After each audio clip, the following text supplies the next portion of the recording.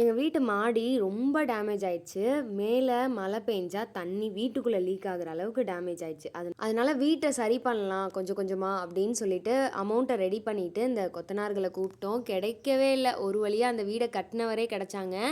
அவங்கள வச்சு தான் வேலை பார்த்துட்டு இருந்தோம். கடைக்கு போயிட்டு அவங்களுக்கு தேவையான வடை, டீய வாங்கிட்டு ஃபர்ஸ்ட் அவங்களுக்கு குடுத்தாச்சு. வேலை பார்க்குறவங்களுக்கு வேற பொருள் தேவைப்படுது அப்படின்னு சொல்லிட்டு கடைக்கு போனேன். அப்போ அண்ணா ஒருத்தவங்க சீம்பால் இருக்கு வாம்மா வீட்டுக்கு அப்படின்னு சொல்லி குடுத்து விட்டாங்க.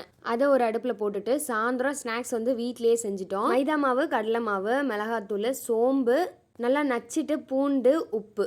ஃபுட் கலர் உங்களுக்கு வேணும்னா சேர்த்துக்கோங்க. இப்போ இதில் வெங்காயம், பச்சை மிளகா, கருவேப்பிலை இது எல்லாத்தையும் கட் பண்ணிவிட்டு சேர்த்துட்டு லைட்டாக ஃபஸ்ட்டு மிக்ஸ் பண்ணிக்கோங்க. அப்புறம் கொஞ்சமாக தண்ணி ஊற்றி மிக்ஸ் பண்ணிக்கோங்க. நாங்கள் பெருங்காயத்தூள் போடுறதுக்கு மறந்துட்டோம். நீங்கள் முன்னாடியே பெருங்காயத்தூள் சேர்த்துக்கோங்க. இப்போ கொஞ்சம் கொஞ்சமாக நல்லா சூடு ஏற்றிட்டு போட்டு எடுத்தோம்னா எண்ணெயெல்லாம் அதிகமாக இழுக்காம நல்லா டேஸ்ட்டாக வந்துருந்துச்சு வெங்காய பக்கோடா. காஃபியும் வீட்டிலேயே போட்டாச்சு. இந்த காஃபிக்கும் வெங்காய பக்கோடாக்கும் டேஸ்ட் சூப்பராக இருந்தது. சீம்பால் வாங்கிட்டு வந்திருந்தேன் இல்லையா, அது நல்லா கொதிக்க வச்சு இந்த அளவுக்கு வத்துனதுக்கப்புறம் இதில் மேலாப்பில் கொஞ்சமாக வெல்லம் சேர்த்து நல்லா பெரட்டிட்டு சாப்பிட்டிங்கன்னா பால்கோவா மாதிரி சூப்பராக இருக்கும். எனக்கு பிடிக்கும். ஆலினியோட அப்பாவுக்கு ரொம்ப இஷ்டம். அவருக்கு கிடைக்கல. ஆலினிக்கு இது பிடிக்கல. டாடா.